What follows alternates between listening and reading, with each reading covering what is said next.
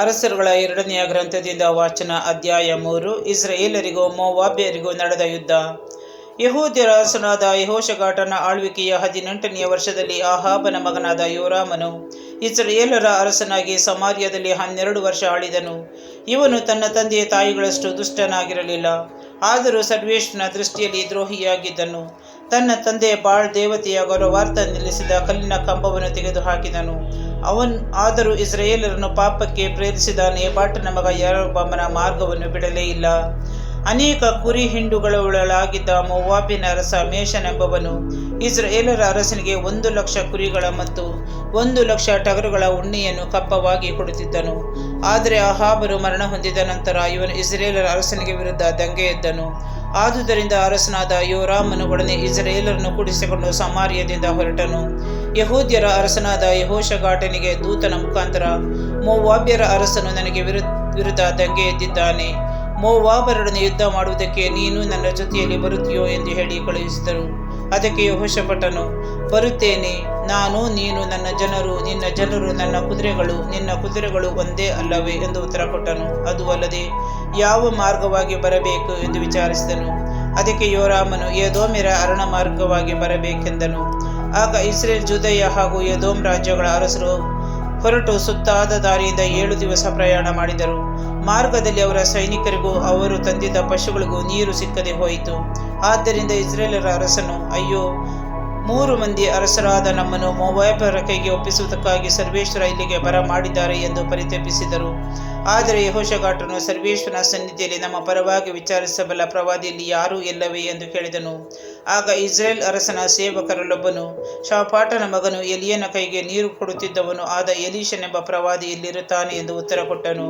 ಯೆಹೋಷಾಫಾಟನು, ಅವನು ಹೇಗೂ ಸರ್ವೇಶ್ವರನ ಉತ್ತರವನ್ನು ತಿಳಿಸುವನು ಎಂದದ್ದರಿಂದ ಇಸ್ರಾಯೇಲ್ ಹಾಗೂ ಎದೋಮ್ ರಾಜ್ಯಗಳ ಅರಸರು ಯೆಹೋಷಾಫಾಟನೊಡನೆ ಎಲೀಷನ ಮನೆಗೆ ಬಂದರು. ಎಲೀಷನು ಇಸ್ರಾಯೇಲರ ಅರಸನಿಗೆ, ನನಗೂ ನಿನಗೂ ಏನು ಸಂಬಂಧ?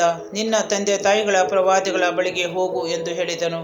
ಅದಕ್ಕೆ ಇಸ್ರಾಯೇಲರ ಅರಸರು, ಹಾಗನ್ನಬೇಡಿ, ಸರ್ವೇಶ್ವರ ಈ 3 ಮಂದಿ ಅರಸರಾದ ನಮ್ಮನ್ನು ಮೋವಾಬ್ಯರ ಕೈಗೆ ಒಪ್ಪಿಸುವುದಕ್ಕಾಗಿ ಇಲ್ಲಿಗೆ ಬರ ಮಾಡಿದ್ದಾರೆ ಅಲ್ಲವೇ ಎಂದನು. ಅದಕ್ಕೆ ಎಲೀಷನು, ನಾನು ಸನ್ನಿಧಿ ಸೇವೆ ಮಾಡುತ್ತಿರುವ ಸರ್ವೇಶ್ವರನಾಣೆ, ಯೆಹೂದ್ಯರ ಅರಸನಾದ ಯೆಹೋಷಾಫಾಟನು ನಿಮ್ಮ ಜೊತೆಯಲ್ಲಿರದಿದ್ದರೆ ನಾನು ನಿಮ್ಮನ್ನು ನೋಡುತ್ತಿರಲಿಲ್ಲ, ಲಕ್ಷಿಸುತ್ತಲೂ ಇರಲಿಲ್ಲ. ಈಗ ಒಬ್ಬ ವಾದ್ಯಗಾರನನ್ನು ನನ್ನ ಬಳಿಗೆ ಕರೆದುಕೊಂಡು ಬನ್ನಿ ಎಂದು ಹೇಳಿದನು. ವಾದ್ಯಗಳ ಸ್ವರವನ್ನು ಕೇಳುವಾಗಲೆಲ್ಲ ಎಲೀಷನಲ್ಲಿ ಸರ್ವೇಶ್ವರನ ಶಕ್ತಿ ಪ್ರಾಪ್ತವಾಗುತ್ತಿತ್ತು.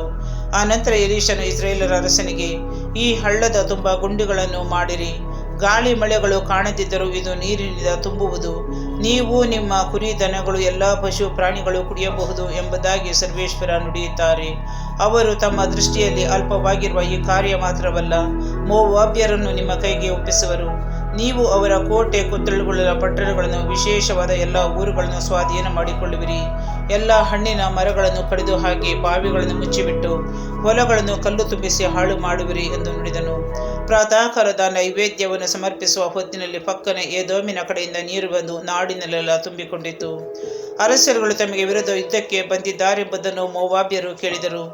ಆಯುಧಗಳನ್ನು ಧರಿಸಲು ಶಕ್ತರಾದ ಎಲ್ಲ ಯೌವನಸ್ಥರನ್ನು, ಪ್ರಾಯಸ್ಥರನ್ನು ಕೂಡಿಸಿಕೊಂಡು ತಮ್ಮ ದೇಶದ ಗಡಿಗೆ ಬಂದರು.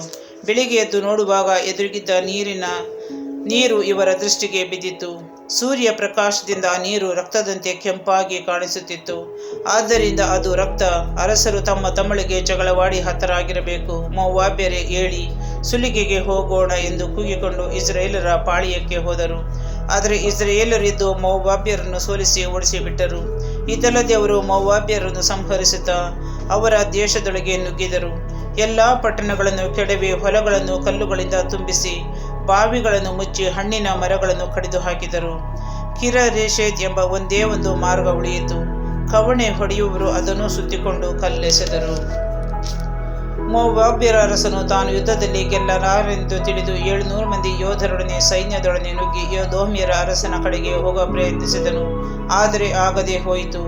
ಆಗ ಅವನು ತನಗೆ ಬದಲಾಗಿ ಅರಸನಾಗತಕ್ಕ ತನ್ನ ಚೊಚ್ಚಲ ಮಗನನ್ನು ಹಿಡಿದು ವಧಿಸಿ ಗೋಡೆಯ ಮೇಲೆ ದಹನ ಬಲಿ ಮಾಡಿದನು. ಇದರಿಂದ ಮೋವಾಬ್ಯರಿಗೆ ಇಸ್ರಾಯೇಲರ ಮೇಲೆ ಕೋಪೋದ್ರೇಕ ಉಂಟಾಯಿತು. ಅವರು ಅವರನ್ನು ಬಿಟ್ಟು ತಮ್ಮ ದೇಶಕ್ಕೆ ಹೊರಟು ಹೋದರು.